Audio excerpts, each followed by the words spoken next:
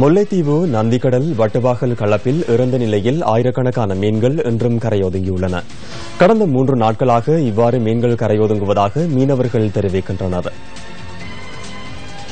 நீரில் உள்ள ஆக்சிஜனின் செறிவு குறைவடைவதே முல்லைத்தீவு நந்திக்கடல் வட்டுவாங்கல் களப்பில் இறந்த நிலையில் மீன்கள் கரையொதுங்குவதற்கு காரணமாக இருக்கலாம் என சமுத்திரவியல் திணைக்களம் சுட்டிக்காட்டுகின்றது. எனினும் கோடை காலங்களில் இவ்வாறு மீன்கள் இறந்த நிலையில் கரையொதுங்குவதாகவும் இது தொடர்பில் சம்பந்தப்பட்டவர்களுக்கு பல தடவைகள் அறிவித்த போதிலும் இதுவரையில் நடவடிக்கை எடுக்கப்படவில்லை எனவும் மீனவர்கள் குற்றஞ்சாட்டுகின்றனர். மழை காலத்துல இந்த தண்ணி முட்டி போயிருக்கும்.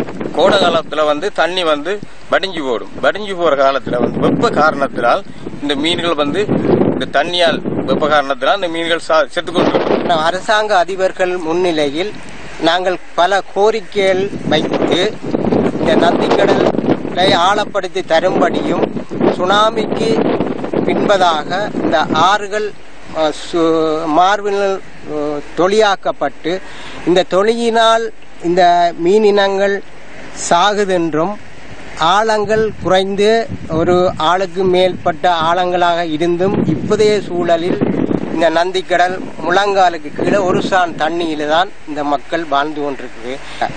இந்த தண்ணியை எத்தனையோ தூரம் பரிசீலனை செய்து மீனியம் எடுத்து பரிசோதனை செய்து அதுக்கான இதுகள் அப்படி ஒன்றும் ஆராயப்படவில்லை. இவ்வாறு மீன்கள் இறந்த நிலையில் கரையொதுங்குவதால் மீனவர்கள் பொருளாதார ரீதியில் சிக்கலை எதிர்நோக்க நேரிட்டுள்ளது. எங்கட மக்கள் இந்த வாழ்வாதாரம் தை மாசம் மட்டும் எங்கட மக்கள் இந்த வாழ்வாதாரம் இல்லை. காரணம் இனி மக்கள் என்ற வாழ்வாதாரம் சீவிக்கிற நிலைப்பாடு வருமா இருந்தா கார்த்திகை மார்கழி பகுதியில அடமழை பெஞ்சு ஆறு பாஞ்சு கடலும் ஆறும் சங்கமித்து அதிலே இருந்து உற்பத்தியாகப்பட்டுதான் அந்த தொழில் நடக்கும்.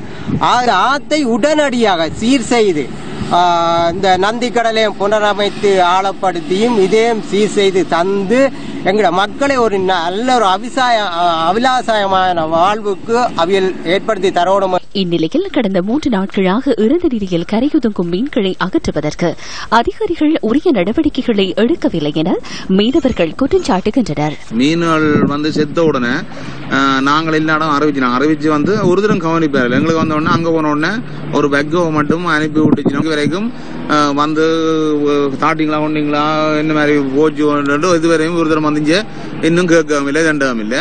மீதி மீன்கள் எல்லாம் தாண்டுகின்ற கிடந்த இதுகளை இன்றைக்கு மீன்கள் எல்லாம் ஒதுங்கி கிடந்தது. அதுகளை தாக்குறது கூட யாருமே தலையிட்டு பார்க்க வரிவினம் வந்த உடனே வரிவினம் தங்களை வந்த உடனே என்ன செய்வோம் பார்த்துட்டு அவையே போயிருக்கணும். போன உடனே நாங்கள் மிகுதியெல்லாம் நாங்கள்லாம் செய்யறோம்.